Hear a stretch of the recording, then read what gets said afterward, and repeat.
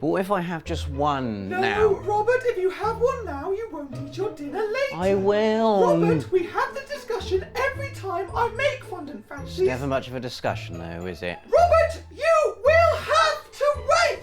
Oh, but I hate waiting, especially when you can see the thing you want being made in front of you, looking all nice and untouchable until some unspecified time in the future. In that respect, far-off video games are just like freshly iced fondant fancies. We see the trailers, which are like eating the bowl of leftover mixture while the actual cakes are baking. We put our pre-orders in, which is like the bit where you look at the cakes baking in the oven and triumphantly tell your sister Bagsy the nice big one on the left. And then, when we've got nice and excited, we have to wait. And it's agonising. Here are 6 upcoming PS4 games that, due to them looking amazing and my general impatience, I just want to play now. First up is Cyberpunk 2077, a title that hopefully doesn't reference the intended release date of CD Projekt Red's next open-world RPG, because I really want this game. Firstly, because I'd eat a liver and tripe baguette if CD Projekt Red made it, and also because I've been expertly teased for 3 years now. Look at Cyberpunk 2077's official YouTube channel and there are just 3 videos, all from that time. There's the official title reveal, some nicely shot thing about cities at night, and the announcement trailer, which has over 9 million views. About 3 million of which are just me replaying it. I love the look of it. I love the music that probably won't be in the final game. I love that it's got robots and police and looks a bit like Blade Runner, even though all future set sci-fi things look a bit like Blade Runner. I don't love that I still don't own this game. I mean, seriously, CD Projekt, 3 years? What have you been doing? Making The Witcher 3, Apart from making The Witcher 3, what have you been doing? making the Hearts of Stone expansion, Apart from making The Witcher 3 and the Hearts of Stone expansion, what have you been doing? making loads of free bits of DLC like quests and armor and haircuts. Apart from making The Witcher 3 and the Hearts of Stone expansion and loads of free bits of DLC like quests and haircuts and armor, what have you been doing? Making the Blood and Wine. Alright! Just promise me Cyberpunk 2077 will be half as brilliant, okay? Thanks. And hurry up, please.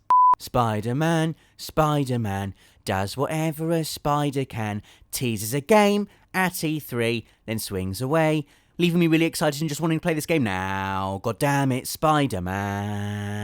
What we do know is that Spider-Man is a PS4 exclusive and that it's being made by Ratchet & Clank developer Insomniac. And that you get to swing about an open-world New York and also do parkour stuff across smaller scale environments like this unfortunate restaurant here, and then all the other good stuff like wall climbing and firing horrible sticky muck in the eyes of naughty people who definitely deserve it. In fact, PS4 Spider-Man is so tightly under wraps I've run out of available gameplay footage to cover my VO, so I'm gonna have to finish this entry on the sofa. There's no way I'm gonna remember all this, is there, so? Spider-Man has always represented liberation from the mundane in the most exciting city in the world. He's just a kid having a great time. It's not like his parents have died like Batman. Actually, they have died, haven't they? That's why he lives with his aunt and uncle. And then his uncle dies. Tell you what, I'll just play some of the same footage again because it looks amazing. Spider-Man, yeah! Next up, we've got Days Gone, which ticks a lot of boxes if you like post-apocalyptic open-world survival horror, and also motorbikes, because look, there are all the things I just said. For me, the most exciting thing about Days Gone is the fact you'll be going up against the Freakers, the dribbling, snarly remnants of humanity after a nasty viral outbreak has had its way with civilization. Freakers aren't like your usual undead adversaries. You can't just pick off a few with a shotgun and then run away. Firstly, that's because they do that trendy thing all the cool zombies are doing these days, which is to get faster, stronger and hungrier at night time. and secondly because they sort of move as one. Like, you know when you see a flock of about 1,000 birds and they all change direction at once and you go, oh, how do they do that? I'll tell you. Unreal Engine 4. You see, with Unreal Engine 4, Bend Studio has been able to make the freakers come at you in swarms, and seeing one of these things in motion is properly terrifying. It brings new meaning to the term crowd control. It's just you against what is essentially a train made of limbs. You can shoot bits off the train, but it just keeps coming. Your only hope is to put yourself in a tactically advantageous position, like behind a door. No. Run. Just run, actually, and hope you don't run out of space.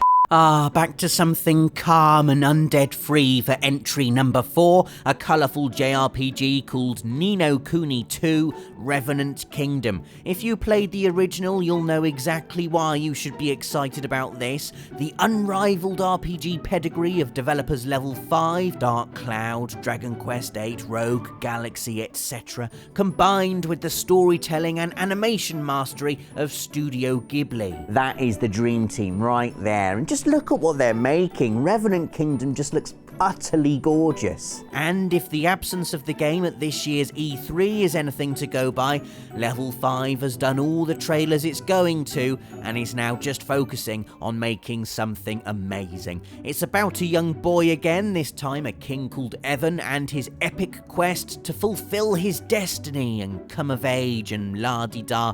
But what I really care about most is the fact this trailer insinuates you can fly over the world map again, just like you could on the dragon in the first Ni no Kuni, and that's all I want, basically. Flying over something big and pretty while Joe Hisaishi's music soars and my eyeballs cry happy tears. Until then, I'll cry sad ones, like Evan, because I know that really good games take a really long time to make.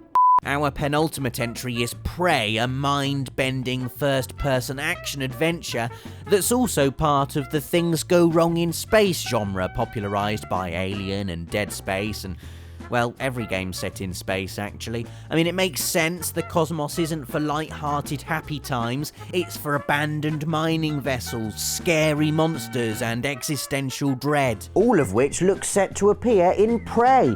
Yes! I love a bit of existential dread. The reason I'm most excited for Prey, however, is that it's being developed by Arcane, the people who made Dishonored. That's right, now you're interested, aren't you, people who don't usually care about Things Go Wrong in Space em-ups?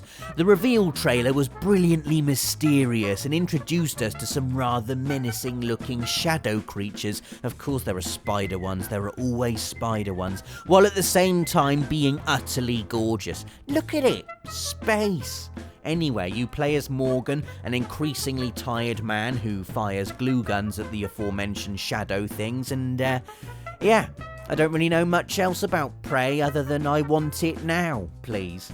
Final entry time, and it's the game that prompted the whole idea for this video, because as soon as this was announced, God, time is annoyingly slow when you're waiting for good stuff, isn't it? Red Dead Redemption 2.